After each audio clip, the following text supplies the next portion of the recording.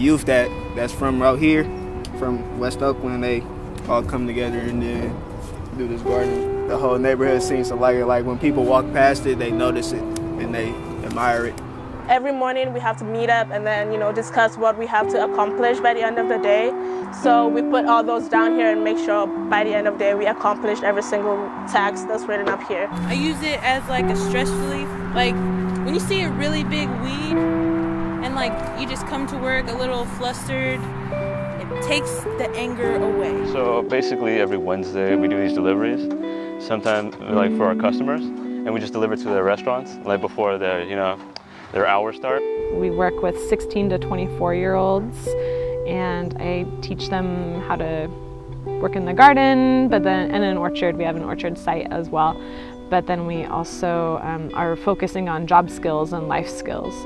There are more folks who want to grow food than probably ever before in small spaces. Some of them are doing backyard stuff, some of them are doing them on vacant lots, others are doing school gardens, some of them have spots in particular park districts. Neighbors really organized to plant the trees and to put up the murals and to have the community celebrations, and that's what set the culture and motion. And so there's a culture here of sharing. The city wanted it fenced off. As you can see, there are no fences here. So yeah, I've been here since the beginning. So I've watched this garden, I've watched this park transform, throughout the years, Food brings cultures together, food brings people together. Growing practices have both scientific basis and also historical and or indigenous histories. Some of the challenges of this community, I feel, not having access to organic foods. We don't put any pesticides on on the things we grow. And we offer it to the community for free, so they're able to get that for free. In an urban setting, there are pest problems that you don't have in a bigger farm. So it gets concentrated here, and it's a little bit like, a little bit of a petri dish. If one part gets infected, then it can affect everything else. And it's noisy. We have the train going by. It's definitely a super urban environment. We're really lucky. This is a very clean soil here, so that can be a huge problem for urban farming. Is just poor soil quality. It is a challenge with the amount of work it is to actually work on the land and grow things, and nature doesn't pause because you want to go have a meeting with somebody. There's always things to do. So building those communities and keeping them ongoing, live, and strong can be a challenge. A lot of young people don't have things to do because jobs ask for experience and things, but when you don't have experience and they don't want to hire you, there's really nothing other than internships to give you that experience other than volunteering. But it's good to also get the youth into wanting to volunteer. So just having them volunteer for no money, it's really hard out here. So having an internship that pays is really, really good for the youth. Well, I like to think of this garden very important to the community. Since Oakland is most of it is a lot of low-income neighborhoods. This farm provides access to fresh organic produce. It's implicit. It's the edible park. So just like you don't have to ask to play basketball at the park, you don't have to ask to go eat the food at the edible park. It's edible. It feels good. You planting it and then watching it grow.